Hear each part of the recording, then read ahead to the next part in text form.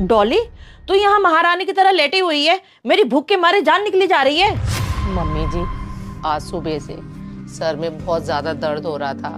मैंने जैसे तैसे करके सब्जी तो बना दी है, लेकिन मुझसे ना रोटी नहीं बन पाई। क्या आप रोटी बना लोगे? अरे सब्जी तूने बना दी तो 2 रोटी भी बना देती। 2 रोटी बनाने में कौन सी आफत आ जाती। मुझे पता है तेरे सिर में कोई दर्द नहीं हो रहा है, तू ऐसे ही कर रही है। आज मेरी बेटी शाम को आ रही है ना, इसलिए तू काम से बचने के लिए बहाने कर रही है। मम्मी जी, मैं कोई बहाने नहीं मार रही हूँ। मेरे सच में सर में बहुत ज़्यादा दर्द हो रहा है सुबह से। वैसे भी मम्मी जी, मेरे बहाने मारने से होगा क्या? घर के सारे काम तो मुझे ही करने पड़ते हैं, चाहे मैं बीमार रहूं चाहे ठीक रहूं। आपका तो इतना भी मुझे सुख नहीं है कि मेरी बीमारी में मेरा साथ दे दो। अरे तू अपनी नौटंकी छोड़, जाके 2 रोटी बना दे मेरे लिए। शाम को दीपिका आ रही है मेरी बेटी, उसके लिए राजमा चावल बना लेना। ठीक है मम्मी जी, बना देती हूँ आपके लिए 2 रोटी। मम्मी, आप मेरी इतनी चिंता मत किया करो। मुझे अच्छे से पता है प्रेगनेंसी के टाइम पे क्या खाना चाहिए और क्या नहीं खाना चाहिए। दीपिका बेटा, मुझे तेरी हमेशा चिंता लगी रहती है, तभी तो तुझे यहाँ पे लेके आई हूँ। तेरे ससुराल में तेरी देख रेख अच्छी तरह से नहीं होती है। हाँ मम्मी, ये तो है। एक तो मुझे डॉक्टर ने फुल बेड रेस्ट बोल दिया है, उस पर मेरी सास की फरमाइशें नहीं ख़त्म होती, और ना उसकी फरमाइशें पूरे करो तो मुंह फुला के बैठ जाती है। और तो और मम्मी, अपनी बेटी और उसके बच्चों को 3-4 दिन के लिए घर पे बुला लिया है। अब मैं उनकी आओ भगत करूं या अपनी सेहत का ध्यान रखूं? मम्मी, ये तो आपने बहुत अच्छा किया जो मुझे यहाँ बुला लिया, नहीं तो मैं उनकी आओ भगत ही करती रहती वहाँ पर। हाँ बेटा, ये तो है। तेरी सास तेरे बारे में बिल्कुल भी नहीं सोचती है, ना तो किसी काम में हाथ बटाती हैं। बेटा, तेरी डिलीवरी हो जाएगी तब मैं तुझे यहाँ से भेजूंगी। हाँ मम्मी, यही ठीक रहेगा। अरे वाह भाभी, आप फ्रूट्स ले आए।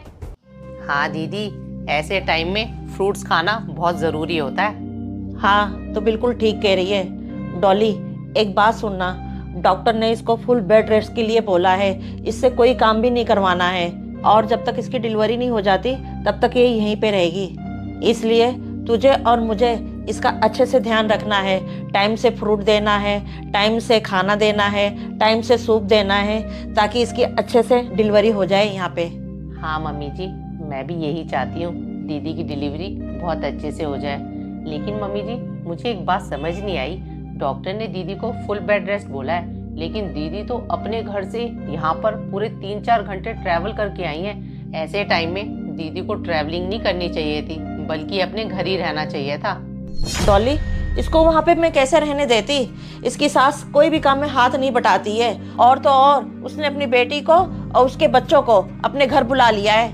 अब अगर ये ऐसे समय पे वहाँ पे रहती तो पक्का इसकी डिलीवरी में ना दिक्कत आ जाती, इसीलिए मैं इसको यहाँ पे ले आई। हाँ भाभी, मम्मी बिल्कुल ठीक कह रही है। अब इस समय पे डॉक्टर ने मुझे फुल बेड रेस्ट के लिए बोल दिया है, और मेरा मन भी चिड़चिड़ा रहता है। पर मेरी सास मुझे समझती नहीं है, उनको तो बस ये लगता है कि मैं काम से बचने के लिए नौटंकी कर रही हूँ। दीदी, ये आपकी कहानी नहीं है, मुझे तो ये लगता है ये हर घर की कहानी है। हर सास को पता नहीं ये क्यों लगता है कि बहुएं घर के कामों से बचने के लिए हमेशा नौटंकी करती रहती हैं, लेकिन ऐसा नहीं है। दीदी, आपको तो बहुत अच्छे से पता है, जब मैं भी प्रेग्नेंट थी मुझे भी डॉक्टर ने फुल बेड रेस्ट के लिए कह दिया था। मुझसे घर के काम हो ही नहीं पाते थे, लेकिन मम्मी जी को तो यही लगता था कि मैं घर के कामों से बचने के लिए नौटंकी करती रहती हूँ। डॉली, तू काम से बचने के लिए ना फालतू की नौटंकी छोड़ दे। मम्मी जी, मैं कोई फालतू की नौटंकी नहीं कर रही हूँ। मेरी प्रेगनेंसी में काफ़ी कॉम्प्लिकेशंस हैं, इसलिए डॉक्टर ने मुझे फुल बेड रेस्ट के लिए बोला है। ये क्या तू फालतू डॉक्टर के चक्कर में पड़ी हुई है? डॉक्टर तो मरीज को डरा कर पैसे बनाते हैं। मैंने भी तो 4-4 बच्चे पैदा किए हैं, आखिरी समय तक सारे घर के काम करती थी। मम्मी जी, आप ऐसे क्यों कह रही हो? मैं भी तो पूरे टाइम तक घर के सारे काम कर ही तो रही हूँ। अब मुझसे नहीं हो पा रहा, तभी तो आपसे कह रही हूँ। अगर आपको मेरी बात पर यकीन नहीं है तो आप राजीव से पूछ लो। मम्मी, डॉली बिल्कुल ठीक कह रही है। मैंने खुद डॉली की सारी रिपोर्ट्स देखी हैं। इसको सही में फुल बेड रेस्ट की ज़रूरत है। मम्मी जी, ज़्यादा ही है तो मैं ऐसा करता हूँ, डॉली को इसकी मम्मी के घर छोड़ आता हूँ, वहाँ इसको आराम मिल जाएगा। वाह बेटा, थोड़ा दिमाग अपना भी लगा लिया कर। अगर इसको इस समय इसको अपने माँ के घर भेजेंगे तो सारे रिश्तेदार हम पे ही उंगलियां उठाएंगे। ये यहीं पे रहेगी, अब बच्चा भी यहीं पे होगा।